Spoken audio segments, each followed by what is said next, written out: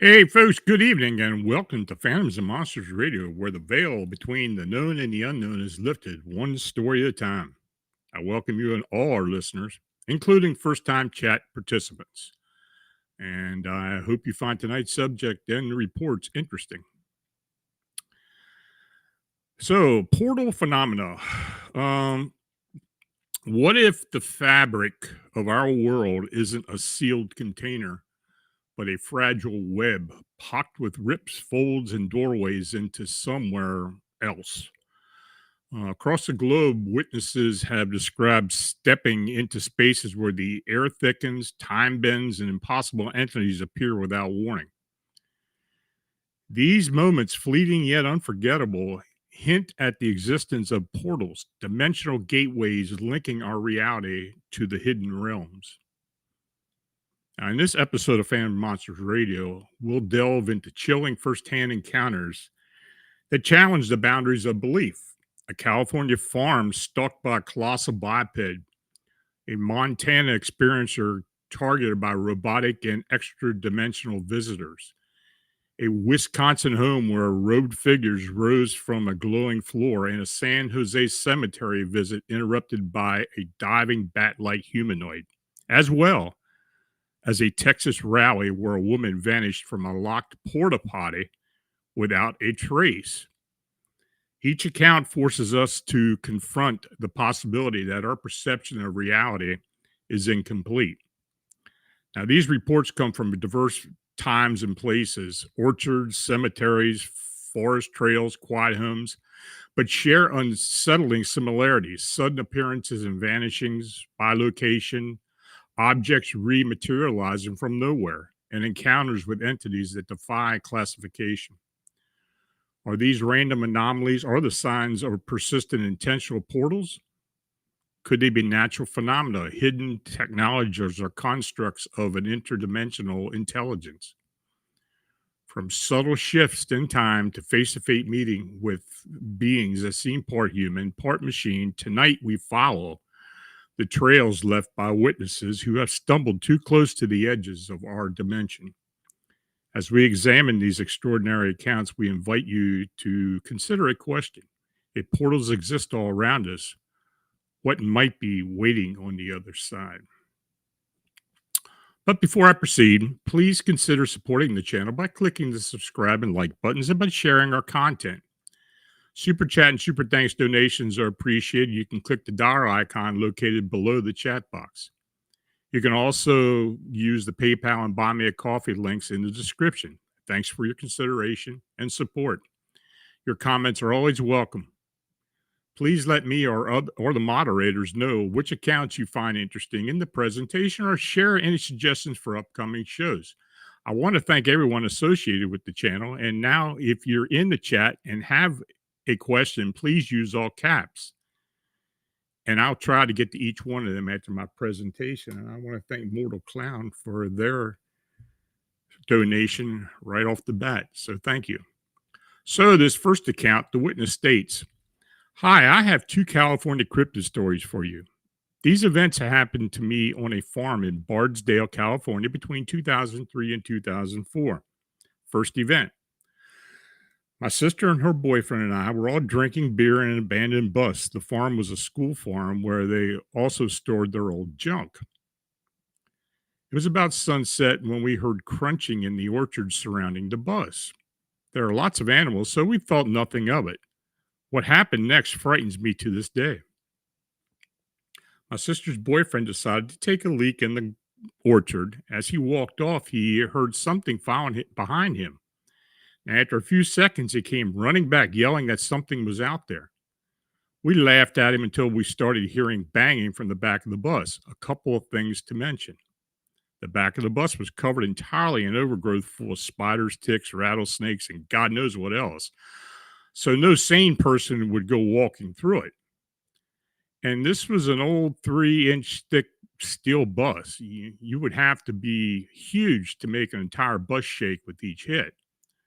And when we heard whatever it was walk around the side of the bus opposite the door, we bolted back to my house. Now, the second event, skip forward almost exactly 1 year in late June or early July. I was standing on my porch smoking a cigarette, and it was pitch black outside. I suddenly heard something huge running in the field in front of my porch. My father was 6'4", 260 pounds at the time, and whatever this was, I never saw it. It was at least twice his weight and running on 2 feet. It sounded the way a person would run, just very, very large person. Now, this frightens me so much, I spun around to run back inside my house, except my left leg stayed straight, which caused my kneecap to dislocate, tearing all the ligaments and cartilage as well as the AC tendon. To this day, I can't walk right, and it's all thanks to whatever the hell was running through the field that night. I only told these stories to my family and very close friends. Now, there are a few historical reports of Bigfoot in the Ventura County, California, and there have been sightings in the Bardesdale area including the neighborhood, the neighboring Fillmore, California. There's also the legend of the billowhack monster. Bardesdale is approximately 6 miles from where the billowhack monster was first reported, which some believe was a deformed Bigfoot, but then again, it may have been another upright beast. As well, I have heard people talk about seeing something in that area for years actually manifest from just nowhere. So is this an interdimensional being? Who knows? So I received the following account through a UFO research colleague, and these incidents began in 2005. The witness states, I woke up 6 months after I had participated in the search for a downed plane in Rosebud County, Montana. What was unusual about that event was that I established a grid pattern outside the FAA grid pattern, and the people who came with me to search in the area found the plane almost hours after we started that day. Now, the FAA-led search had been fruitless until the 7th day when people were finally willing to listen to me. I'm sensitive and was led to the area where the dead pilot found the plane. 6 months later, I had an encounter with an unknown robotic being in my bedroom. It was humanoid but robotic. I realized that I am paralyzed. I cannot speak, but my husband is dead asleep. I can only scream telepathically, in Jesus' name, you will let me go. Command you to let me go. Hey, it had worked on what I perceived to be ghosts before. The being said, "Sleep, you will sleep," in a hypnotic voice. I told it to go to hell. I was wide awake and we went back and forth while I commanded the thing in the name of Elohim and all the angels to let me go. I seemed to be floating above my bed, almost to the ceiling, with 7 things that were making this weird hum noise attached to my head. This goes on for some time, and the mechanical voice keeps saying, "Sleep." Suddenly, a new voice starts to speak in an angry and freaked out me while I was telepathically telling this robotic thing to go off. And it is a non-robotic female voice. It calms me down. I ask why they are doing this to me. It says, "We have heard about you, what you did in a search for the plane, and we have come to see why you can operate on such a high frequency with your mind." So I get very calm. I end up losing time. I don't know anything for a time, and this humming noise taking over in my brain. It informs me that they are done. I ask them what they found. It replies, "You are a secret weapon." Now I'm a pacifist, excuse me, and I am very disappointed by this conclusion. I find myself tucked back into my bed, and my husband still won't wake up. I'm freaking out, but I go back to sleep, still feeling paralyzed. I wake up and record the dream. What is so strange about this is that I didn't believe in UFOs and aliens at all at that time. I have a first cousin who claims she was abducted, and I have always thought that she was a nut. I have talked to my husband only about this for years because I'm deeply confused over the dream. As a sensitive, I communicate with dead people. Unfortunately, aliens are making my life too complicated. They put things into my dreams, and I don't like it. I feel like I'm in some Star Trek episode some nights. There are a variety of them. They seem to be extra dimensional.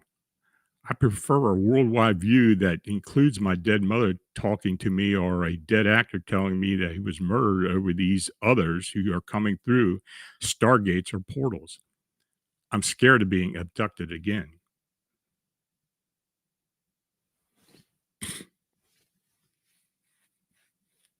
Now, this next witness states to me, "Hi, I want to share a story. When I was younger, around 2008, I was playing hide and seek with my brothers and sisters, and it was dark in the room. After we chose who was going to hide with, and who was going to try to find us, I decided to hide with my younger brother under the bed. After like 2 minutes of trying to find us, our mom calls us to eat dinner, and all my young other brothers and sisters leave to eat. And my younger brother says, 'Let's stay so we can win.' I thought he was right. So after a couple minutes, we saw these 2 figures rise from the floor. These figures were so dark that even in a darkened room, we were able to see them, and they rose from there was a portal. I knew these 2 figures weren't my brothers or sisters because they were tall and they were wearing robes. Now, at that point, our mom was calling us, and we're so scared that we don't move. So our mom opened the door, and the demons vanished. The reason I knew it, I wasn't the only person seeing this was because a couple of weeks ago, my brother asked me if I remembered demons rising from the floor. He said that the incident had haunted him and that he was fearful of bringing it up to me through the years. This happened in our house outside of Akron, Wisconsin. So, this next account of family was at a San Jose, California cemetery in 1989 when they observed a large bat like humanoid perched in a nearby tree. The creature suddenly takes flight, heading directly towards the family. The witness states, "I read your article on the flying bat man like creature at the Chicago Adler Planetarium. I have an account that took place in 1989. In the summer of 1987, my mother passed away from cancer, leaving behind 2 sons and a husband, my father. Every Sunday, my father would take me and my brother to breakfast, and then we'd go visit mom at her gravesite located in Alum Rock, San Jose, California, which is the Calvary Catholic Cemetery. We would go to breakfast early around 8 a.m. This day was no different, and we arrived at the cemetery at approximately 11 o'clock a.m., and it was a cloudless, sunny day. We had just walked up to the grave and had a moment to get into a comfortable standing position. Out of the corner of my eye, I saw something black perched on the tree branch. It seemed to be facing us. However, its shape was undeterminate. The best description that I can give is that it was in the form of a black humanoid bat shape. I could see the form of what looked like a head on shoulder and heads on shoulder and head on shoulders and wings rising above the shoulders. The bottom part of the creature was much slimmer, with the rest of the body giving the impression of legs standing upright on the tree branch. But it was without definition, appearing as if a person used a black permanent marker and drew its shape. I hope that makes sense.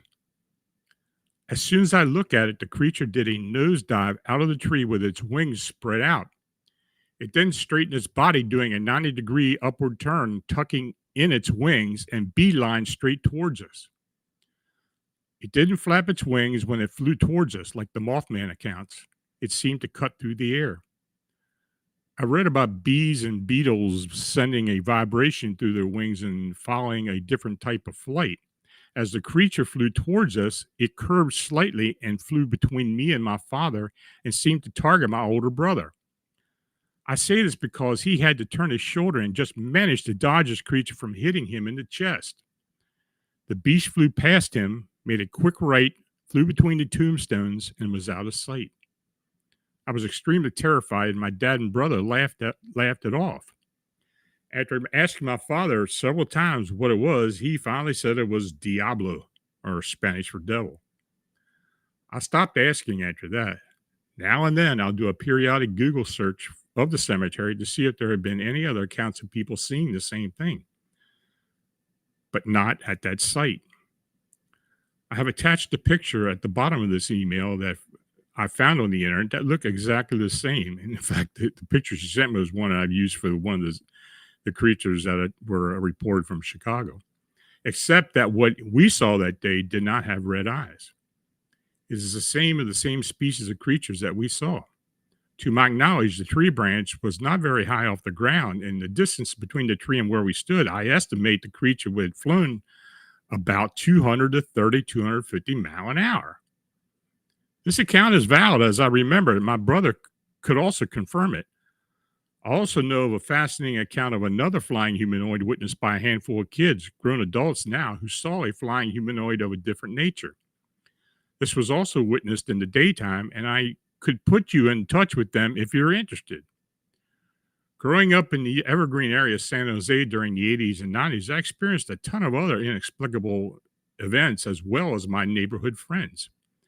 I find these events very bizarre and believe that there's a good chance that the Jet Propulsion Laboratory located just a few miles away could have influenced some reality portal. The area was not as eventful or scary as some of the Skinwalker Ranch accounts, but in the same category. I grew up with about 20 neighborhood kids, and I'm sure they would be willing to share their experiences with you.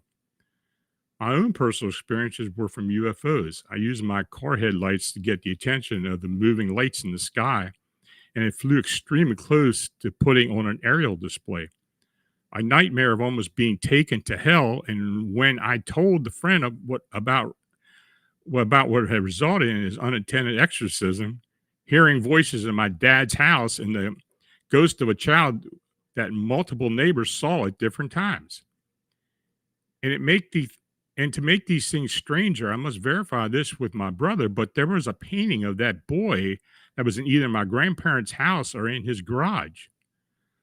The only event that I documented was the UFO incident, but I really would like some answers on insight into these events. I look forward to hearing back from you shortly. And I did get back to them. And, when you hear something like this, you have to wonder if these, other people do believe that these winged humanoids are interdimensional or from another reality or whatever. I mean, who knows? I believe they're interdimensional. And I want to thank Van Nice for the $20 donation, as well as Mortal Clown with another $10 donation. Thank you very much. Much appreciated. Excuse me, folks.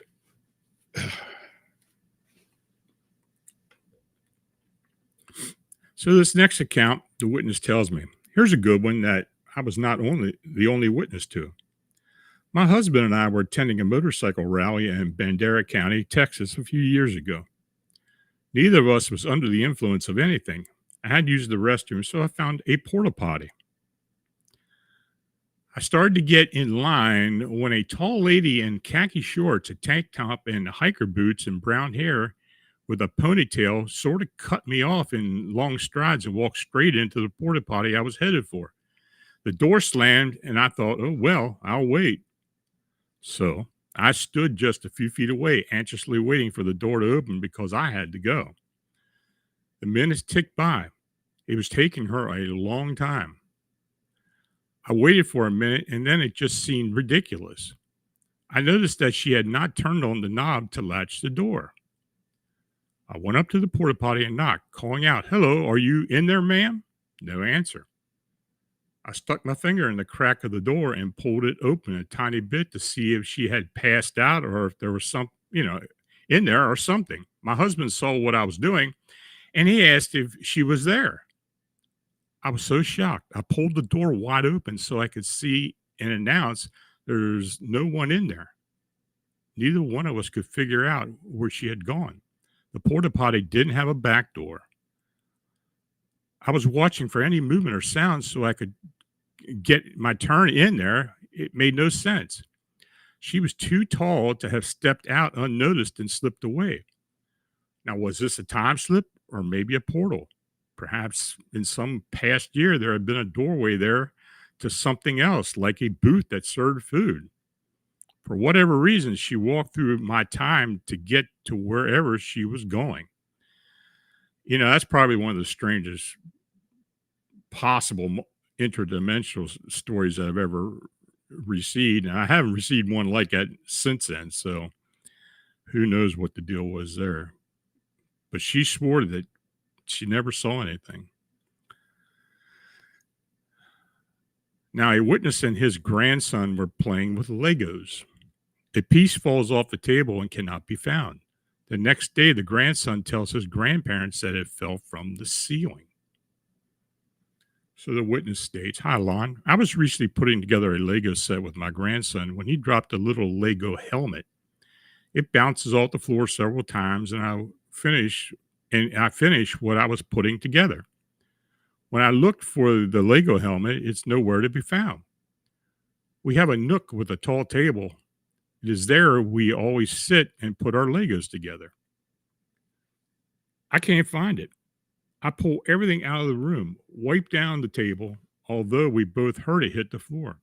To sweep the floor by hand, and it's only a 6 by 6 foot room.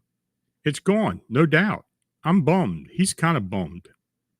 But he's 6 years old and he keeps playing with his other Legos." So fast forward to the next day. He's playing with his Legos in the same area, and I go outside for a quick minute and come back inside to hear him excitingly telling his grandmother something.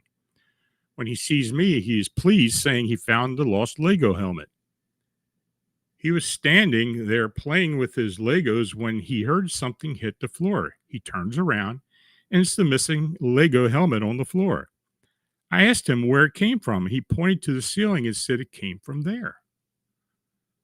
Now, several points to add. I don't think he was playing tricks on me, and I was the one looking, not him. Also, he wasn't going to take it home because it wasn't a complete set. Once he found the helmet, he took it home. Also, we've been playing with Legos twice before and had a small Lego piece fall out from nowhere, landing once on the table and once more on the floor in another room. Both times, I made sure I wasn't crazy by asking him if he had also seen the same thing. but he had. Also, he told me that when it hit the floor, it disappeared. And he said, well, that's gone forever. And he said that's when he heard it hit the floor on its reappearance. He knew what it was. So, do I have a portal in my home or a child that makes objects disappear or reappear? Or even something stranger? Well, that's a bit of a conundrum, but I believe that it's either one or two possibilities asked by the witness. It'd be interesting to find out what happened or anything happened later on. So this next witness states, hi, this incident occurred at a friend's place back in 2008. When we were all teenagers, we had a coal shed at my friend's that we'd hang out on every weekend. It had 4 sets of bunk beds, tables, a fireplace, TV, fridge, and other amenities, a whole lot. Now, one night, we were all hanging out in there when I decided I needed to relieve myself. I walked out the front door of the shed and started to walk to the right, but then I stopped. Now, let me explain the layout here. As you walk out of the shed, his house is to the left, and the right is where we all parked our cars. Further out, we're left with empty field and trees. It was dark by now, and the lights from the house illuminating the space between the house and our cars, but trailing off just past them. As I took a step to the right, intending to go behind the cars to relieve myself, I saw my friend's older brother standing there. I watched him for a good 5 to 10 seconds as he stood there, facing into the darkness. He then proceeded to walk behind a couple of trees in the car before he disappeared. Confused, I walked back into the shed and asked my friend what his brother was doing by the cars. The conversation went as follows. I said, hey man, what's your brother doing by the cars? He said, what do you mean? I said, he just walked off behind the cars. And then his brother showed up and said, I'm right here. I looked over, and there was his brother sitting down in one of the chairs with a drink. He was wearing the same clothes I saw him in, and the only way to get into the shed was through the door that I was standing in the way of. Now, to this day, I have no idea how it all happened. I'm guessing I was seeing things, but the fact that I watched him walk around for a good 10 seconds also always puzzled me. I've never had anything like that happen. Now, if you want to believe this, I mean, this seems to be an example of bilocation, being in two places at the same time. Some explanations include the unknowing use of a portal, a possible deliberate use of a thought form manifestation. But, you decide.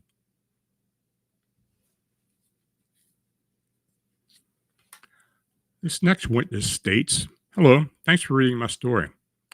I saw a black-eyed man twice in different places, both dressed unconventionally. One of them gave me a dreamy, mesmerized feeling when he passed, and I knew he wasn't human. The first encounter was about 15 years ago on a path that went around a lake and had no houses for miles. He was jogging around me. He wore an out-of-date looking pair of red sateen shorts with no other trimmings or pockets and a red shirt. He was buff looking, tan, and had short black hair. And when he passed me, I saw his black eyes. I said hi and ran past me. Excuse me. He said hi and ran past me. He was going in the direction of where there was nothing but fields and groves of trees. He had nothing on him to see, but as well had no belongings. The second guy was even weirder. He appeared walking on the forest path of a park I go to. He also had black hair, but it was more prolonged and wavy. His skin was pale, and he was tall and graceful. I never heard his footfalls. He wore black pants, a white shirt with rolled sleeves, and a blue vest. He wears that style. Who wears that style nowadays? Nobody I see in public. He also had black eyes that glittered as he looked at me passing by. I didn't feel fear, just a trance-like until he passed. I knew he wasn't human. A few seconds later, I turned to see, that he had disappeared entirely. I believe these woods are a portal for ghosts and fae. It was in David Douglas Park in Vancouver, Washington. Now, in this next account, the witness tells me, I've heard so much discussion about what kind of entities these men in black are that I will share a personal experience from around 20 years ago. Now, during that period, I would experience missing time lapses and had a distinct feeling of being watched. Had paranormal type occurrences happening in my house and witnessed a flying UFO in broad daylight. Now, I hope this puts in perspective for you. For the record, I have always been a skeptic. Now, during one of these very lucid dream experiences, I time traveled to 1964, years before I was even born, and met my parents and siblings. I came to their house dressed as a vacuum cleaner saleswoman. I don't know which brand it was. The house in question, I was never there in person during my lifetime, nor did I remember any photos of it. Now, my father, a younger looking man, opened the door and invited me inside. My young mother was in the kitchen and came out to meet me. After a few minutes, my older brother, a baby at the time, was trying, so mom took him off to see me. Excuse me. My older brother, who was a baby at the time, was crying, so mom took off to see him. My older sister, a toddler then, wanted to play outside. It was a sunny day outside. I sat talking to my father as an adult. He seemed to know me from somewhere, but didn't recognize me. Now, my father passed away when I was a child. This was very intense, emotional, and a learning experience for me. My father discussed many things about wanting to move the family interstate to take a different career path. He mentioned how living in a small town with limited opportunities was holding him back. He wanted a better life for his family. He was trying to convince my mom. I told him to go ahead and do it and that his wife would come around. Now, for the record, we traveled a lot when I was growing up. My mom came out and decided to buy the cleaner I was selling. On another note, she loved this brand so much that she kept buying these cleaners for years. I looked out the lounge room window. Outside the gate was a gray sedan with two men and one woman dressed in black clothing. They were white skinned and tall. They seemed annoyed that they could not enter the property for some reason, almost like an invisible barrier was between them. They weren't cops. They weren't even human. They wanted me to come out because traveling backward in time your timeline is forbidden by this construct we live in. That's what my higher self received. All I knew was to avoid them getting to me.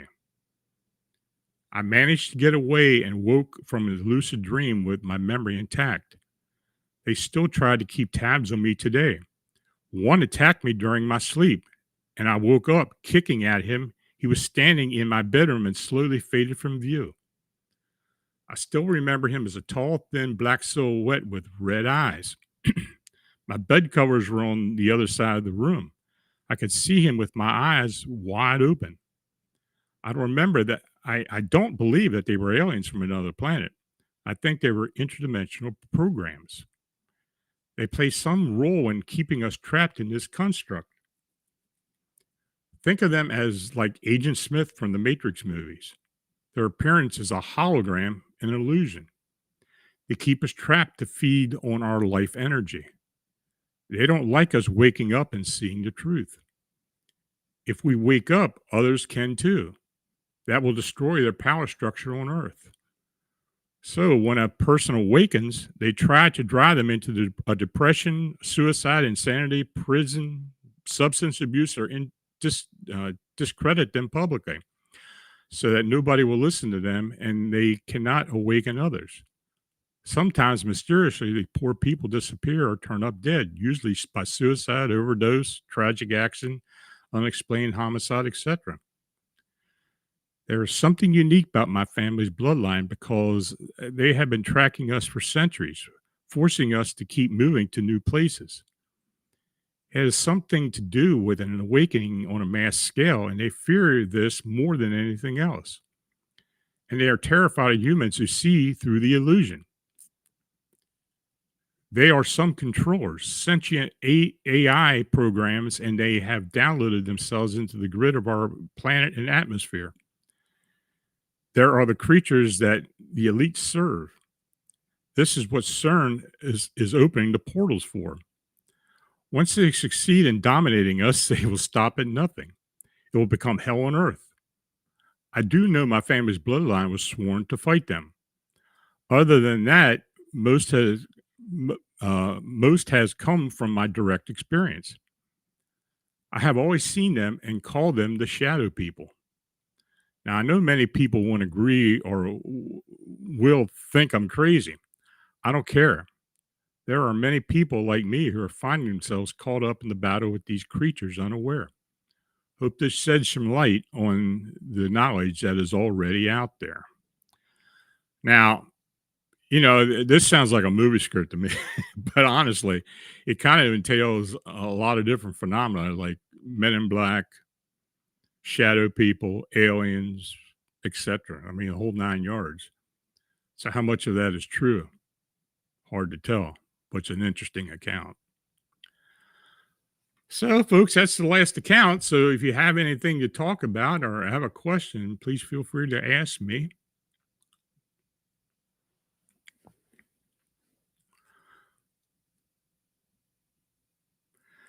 At Paranormalism Net mentioned Fermilab in Chicago was the largest particle accelerator CERN opened.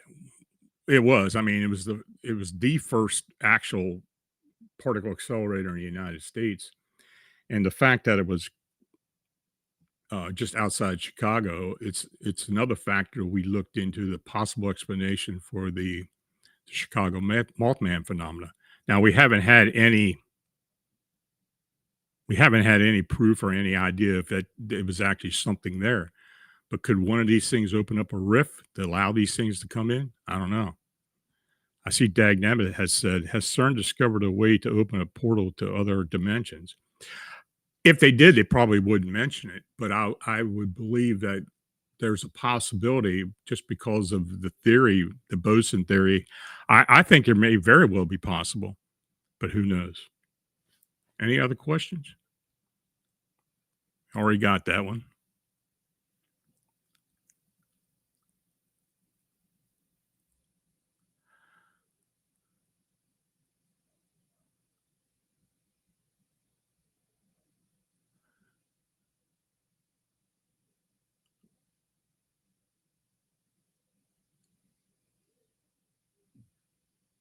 Okay, folks, you got anything you want to comment on? I'll take questions about anything if you don't have anything about portals.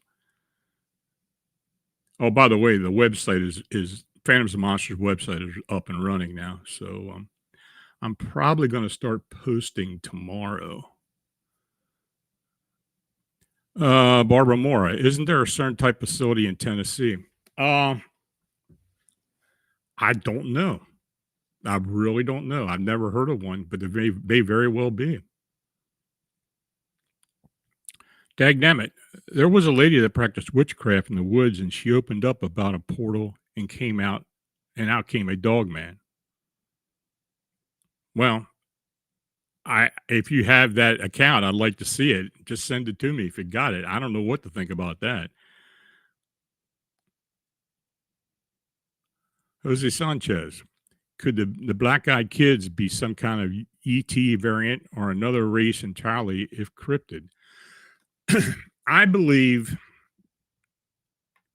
that they may very well be some type of interdimensional creature that possesses others or just a force or some type of entity that you know uh, attaches itself to people. I don't know. When I wrote the alien disclosure book, I refused to put anything in there about black-eyed kids because, quite frankly, there's no real explanation for what they were. But I think there may very well be an interdimensional aspect to them.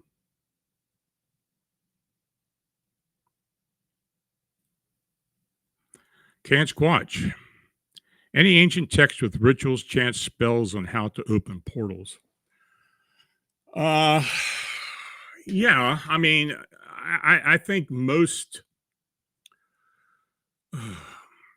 I make most spell books, older spell books in particular, have some type of mention of opening portals as part of a ritual or part of possibly a spell.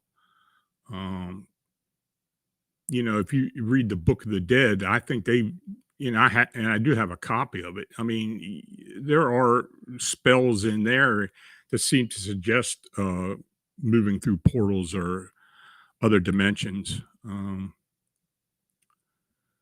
grimoires, especially some of the well-known grimoires, always have some type of portal magic involved. Is it true or not? I don't know, but many of them do. Paranormalism Net. Have you heard of anomalous cube-like structures in portal areas? I have heard of so-called UAPs or UFOs that are cube-shaped. Um, could they be some type of structure that goes through portals? Very possible. I think most UFOs are portal travelers. I just don't buy the whole concept that that they are interstellar travelers moving from other universes or other galaxies. I um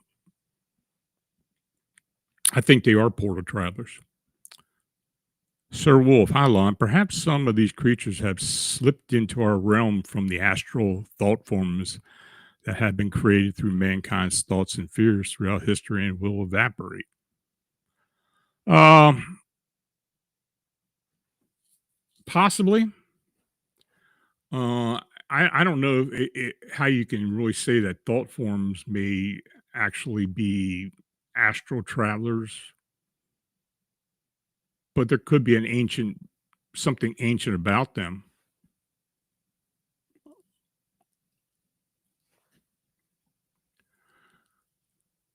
Jose Sanchez. Has anyone ever actually photographed the portal while it was opening up or closing down? So many accounts of people seeing them. I have seen a few supposed photographs, mostly in wooded areas, uh, where it does look like there's something opening, a kind of a shimmer effect of some type of opening.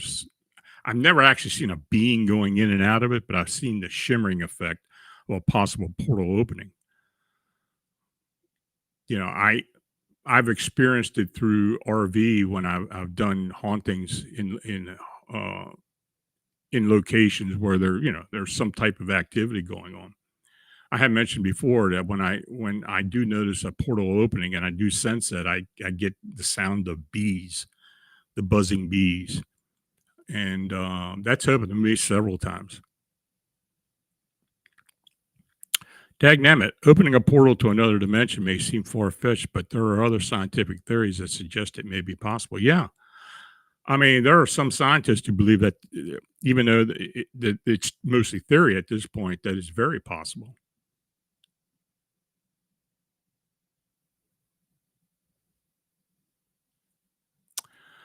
Lakem, the spicy lizard. Have you noticed any patterns with whose contact or channeling spirits and what they have to say about portals and humanity's involvement with them? That's a deep question. I don't know. Um,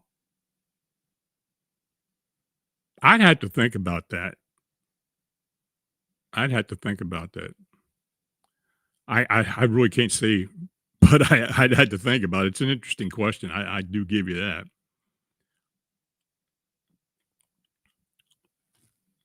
Can't Squatch heard of any scientific research into portals, government Stargate projects? Well, yeah. I mean, if you want if you want to go back and talk about the CIA Stargate program, there's been references to possible portals.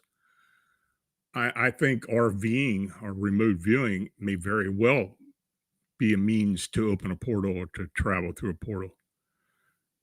When I have, been involved with some type of protocol as far as an RV goes, it sometimes feels like that. Now, I'm not saying that it is that, but as descriptions of portals I've had, I mean, it does seem like that.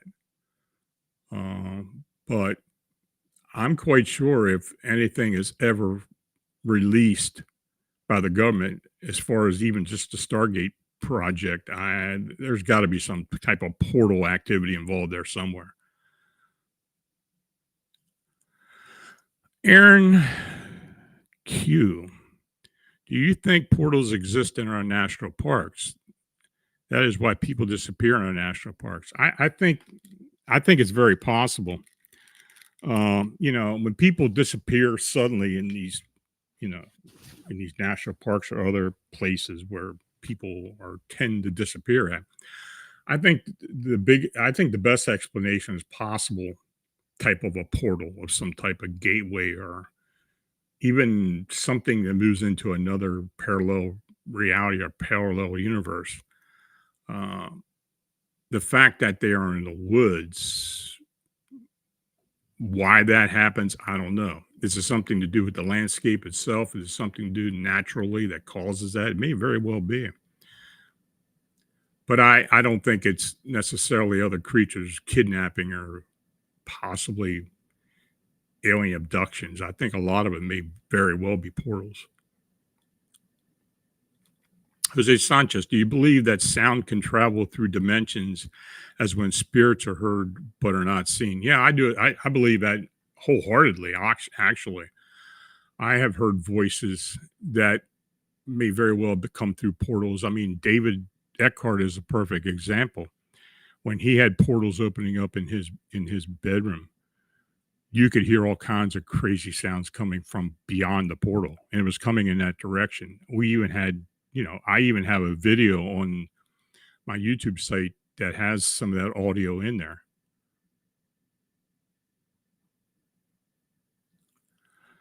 Leakum, the spicy lizard. Do you hear of portals in more remote or urban areas?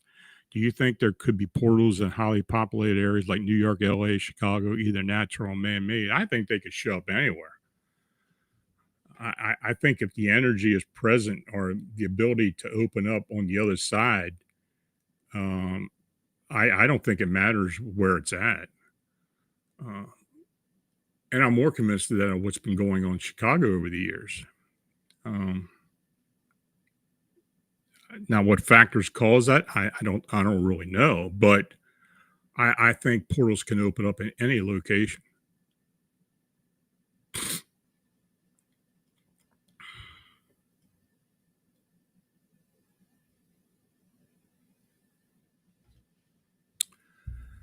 Okay, folks. Well, I want to thank you all for coming in here tonight and putting up with me.